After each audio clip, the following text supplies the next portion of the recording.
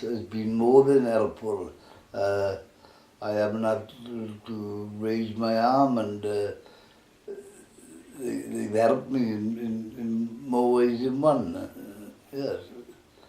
And not just the one nurse, but several. And of course the consultant in the house been, she's been outstanding. Outstanding. But there were nurses that had come here, where they supplied me with this little trolley, and they raised us for me, and I can't wish for more. I went to hospital last year, Singleton Hospital. I'm not saying I was badly treated or anything like that. I just didn't like being in hospital ward with people back and forth, and I prefer to be, people say, well, can you sit in a flat all day, referring to this flat. But I'd rather sit in this flat on my own than sit in a ward with people and a nail nurse and people back. The system is working 100% as far as I'm concerned.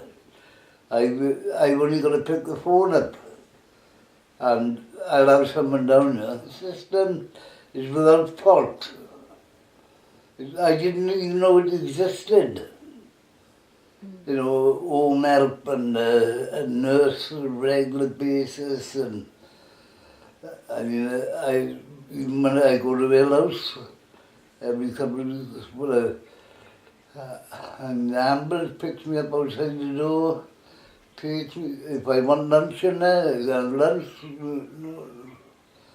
and brings me back here in the ambulance. What more can you want? Mm-hmm.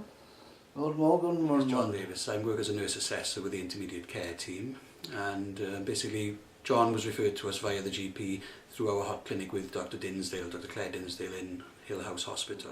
The hot clinic is a clinic which is run by Dr. Claire Dinsdale, who's our consultant geriatrician working within the Intermediate Care team.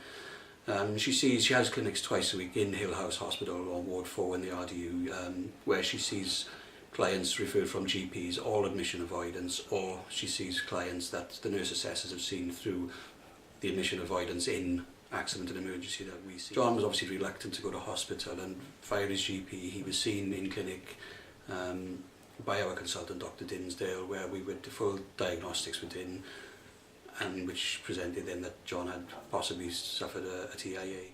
With our team then, obviously John was reluctant to go, so the nurse assessors came to see John, did a full nurse assessment with him, introduced him then to our physiotherapy team, our occupational therapy team, who came and visited John and obviously provided him with equipment in his home to obviously reduce his admission, well, not reduce, to prevent admission into hospital, which obviously John would have wanted. He was a late presentation to his GP because he was of his reluctance to go to hospital.